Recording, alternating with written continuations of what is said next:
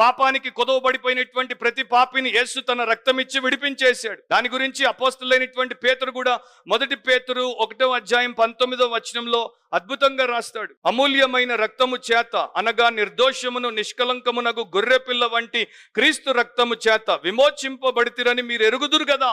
So every time మీరు ఒకటి గుర్తుపెట్టుకోవాలి, మీ మీద ప్రభు చెల్లించినటువంటి వెల ఎంత గొప్పదో, ఆ వెల ఎంత గొప్పదని మీకు తెలుస్తుందో అంత గొప్ప విలువలు మీ జీవితంలో మీరు పెట్టుకుంటారు. కొంతమంది తండ్రులు అంటుంటారు, ఏయ్ నీ కోసం నేను ఎంత ఖర్చు పెట్టానో తెలుసా, నీ ఎడ్యుకేషన్ కోసం ఎంత ఖర్చు పెట్టానో తెలుసా, నువ్వేంటి ఇట్లా బడుద్దా ఇలాగా తేలుతున్నావు, నువ్వేంటి ఇట్లా బుద్ధి లేని వెధవలాగా తయారవుతున్నావు, నీ కోసం ఎంత ఖర్చు పెట్టానో తెలుసా అన్నారా మీ డాడీలు?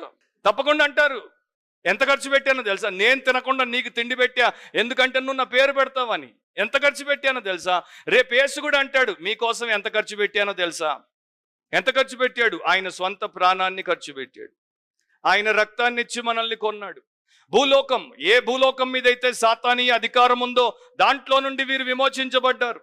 అంత మాత్రమే కాకుండా ఏ మనుషులు దేవుడికి వ్యతిరేకంగా దేవుణ్ణి శపించి మారు మనసు పొందకుండా పాపానికే ఓటేశారో వారి మధ్యలో నుండి విమోచించారు. సో జస్ట్ ఇమాజిన్, ఆఫ్ఘనిస్తాన్ నుండి మొన్న అమెరికన్ ఫ్లైట్లు వెళ్ళిపోతున్నాయి, జర్మనీ ఫ్లైట్లు వెళ్ళిపోతున్నాయి, ఫ్రాన్స్కి వెళ్ళిపోతున్నాయి, ఇంకా ఎక్కడెక్కడికో వెళ్ళిపోతున్నాయి. కొంతమంది ఫ్లైట్లు ఎక్కి ఆఫ్ఘనిస్తాన్ బయటికి వెళ్ళిపోయారు, మిగతా వాళ్ళందరూ ఆఫ్ఘనిస్తాన్లో ఇప్పుడు మగ్గిపోతున్నారు. సో బయట పడిపోయినటువంటి వారిని ఏమంటాము? విమోచించబడ్డారు. They are redeemed. So redeemed out of the earth, redeemed out of the people. The earth and the people have become slaves to the devil. వారి మధ్యలో నుండి విమోచించబడ్డారు.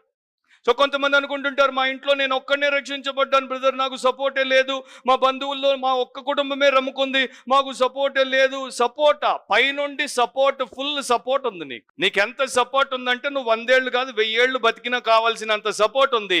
నీ థింకింగ్ మారాలి. నీకు ట్రాన్స్ఫర్మేషన్ ఎక్కడ రావాలంటే, ఓ దేవా వీళ్ళందరికన్నా నాకేమి ఎక్కువ ఉందని చూసావు, వీళ్ళను వదిలేసి నన్ను విమోచించావు, నేను నీకు ఎంత రుణపడి ఉంటానో, వీళ్ళందరూ విమోచించబడేంత వరకు ప్రార్థిస్తాను, పనిచేస్తాను అనుకోవాలి తప్ప నేను ఒక్కడినే నమ్ముకున్నా, నాకు దిక్కు లేడు, నాకు పెళ్ళి ఎవరు చేస్తారు, నాకు పిల్లని ఎవరు ఇస్తారు.